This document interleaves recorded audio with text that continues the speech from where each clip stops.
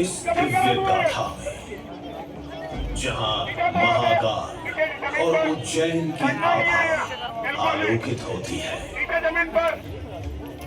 आपसे विनम्र अनुरोध है कि कृपया अपने मोबाइल फोन्स को साइलेंट मोड में डालें या स्विच ऑफ कर दें ताकि आप इस प्रस्तुति का संपूर्ण आनंद बिना किसी व्यवधान के उठा सकें। इस शो की प्रस्तुत करता है उज्जैन स्मार्ट सिटी लिमिटेड। निष्पादक है मध्य प्रदेश पर्यटन। तो प्रस्तुत है महाकाल की शक्ति, उज्जैन की भक्ति।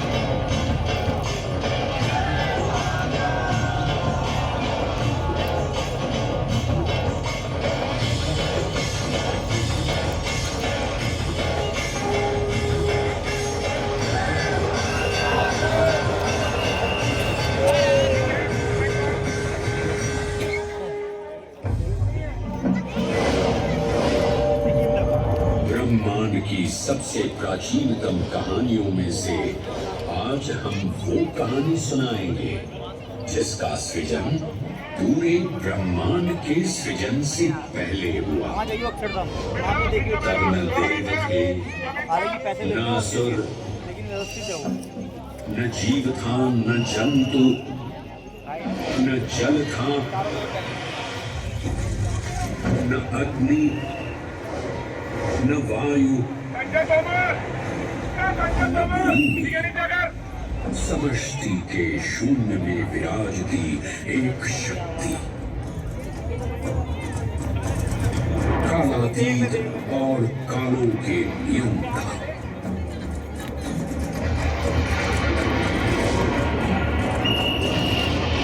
विधाता भी और विध्वंसक भी, अखंड, अचल, अविनाशी। ये कथा है उस महादेव के महाकाल स्वरूप की, जो सृष्टि के आरंभ भी हैं और काल के आगमन भी हैं। वे ही काल के सृजन करता और नियंत्रण करता भी है।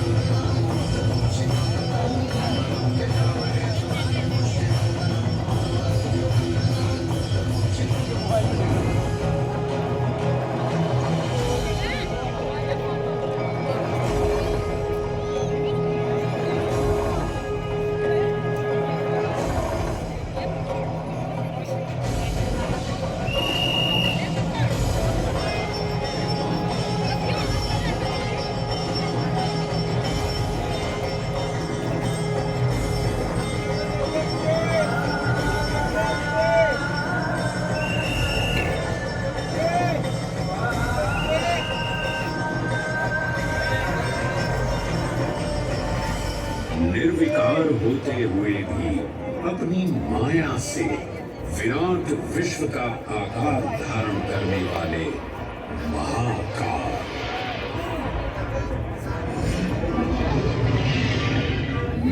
गिरी को धनुष और भगवान विष्णु को बाण बना दैत्यों के 3 पुरों का नाश करने वाले महाकाल, वो महाकाल जो तीनों लोकों में विद्यमान सभी शिवलिंगों में प्रधान है।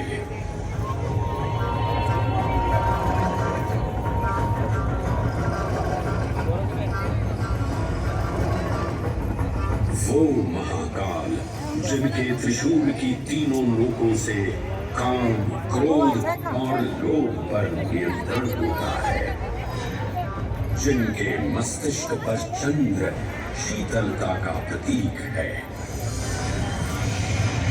और जिनकी सवारी नंदी के 4 चरण सत्य, दया, दान और तप का चिन्ह है।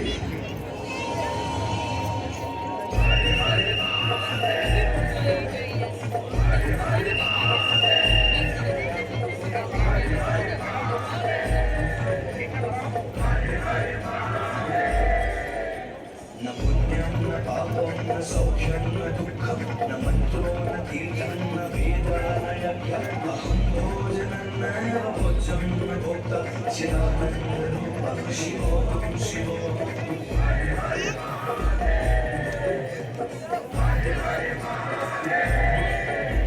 अहं निर्विकल्पो निराकाररूपो विभूत्वा च सर्वत्र सर्वेन्द्रियाणि न चासन्नतं न एवं चिदानन्दरूपः शिवोऽहं शिवोऽहं चिदानन्दरूपः शिवोऽहं शिवोऽहं चिदानन्दरूपः शिवोऽहं शिवोऽहं।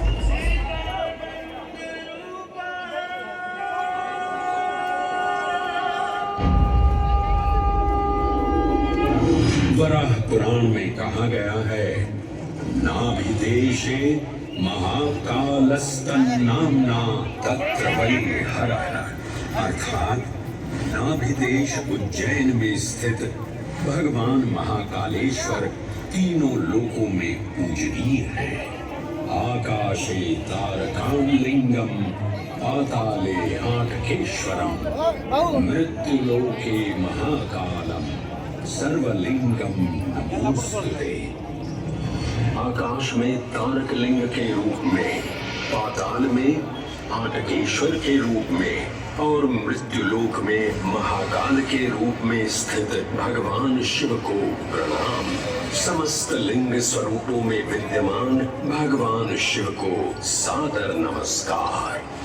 नाभिदेश उज्जैन का अटूट बंधन है महाकाल के साथ, जो महाकाल स्तोत्र में उल्लिखित है। उज्जयिन्यां महाकालम महाकालेश्वरम हरम महाकालम महायोगिनम नमामि पार्वती पतिं। तो चलिए मैं आपको कथा सुनाता हूँ इसी महान उज्जैन नगर की। उज्जैन इसे संस्कृत साहित्य में अवंतिका, विशाला, कुशस्थली, पद्मावती, कनकश्रृंगा, स्वर्णश्रृंगा, प्रतिकल्पा, कुमुदवती और अमरावती के नाम से पुकारा गया। उज्जैन जो मनुष्य को मोक्ष प्रदान करने वाली 7 नगरियों में से एक है। उज्जैन जहाँ 84 महादेव का आशीर्वाद प्राप्त है। उज्जैन जिस पर सदा ही कृपा रहती है महाकाल की। यहाँ सतत क्षिप्रा नदी की निर्मल धारा बहती है। डमरू के नाद से जीवन को ऊर्जा मिलती है। घंटियों की झनकार मन को आनंदित करती है और यहाँ का आकाश शिव आशीष स्वरूप है। श्मशान ऊषर क्षेत्र पीठम तु मनमेव च पंचकत्र न लभ्यते महाकाल पुरद्दते। यहाँ पर श्मशान, ऊषर यानी अनुपजाऊ भूमि, क्षेत्र अर्थात पवित्र भूमि, पीठ यानी शक्ति स्थान और मन अर्थात आध्यात्मिक शांति का स्थल पांचों एक ही स्थान पर उपलब्ध है। ये संयोग महाकाल की नगरी उज्जैन की महिमा को और गरिमामय बना देता है।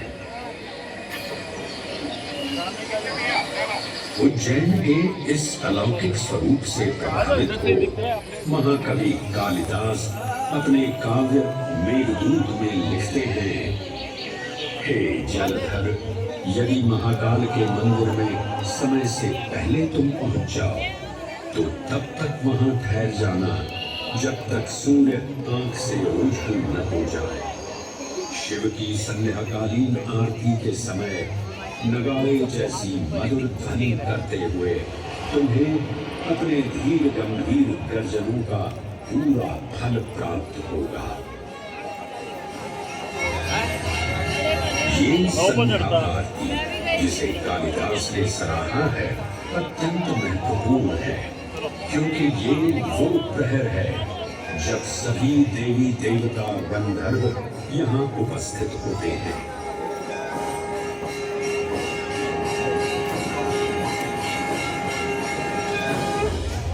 उज्जैन की महिमा अद्वितीय है।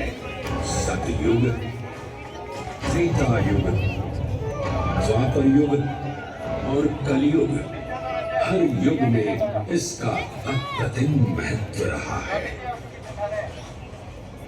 इस काल यात्रा में सबसे पहले आपको सतयुग के उस कालखंड में ले चलता हूँ जहाँ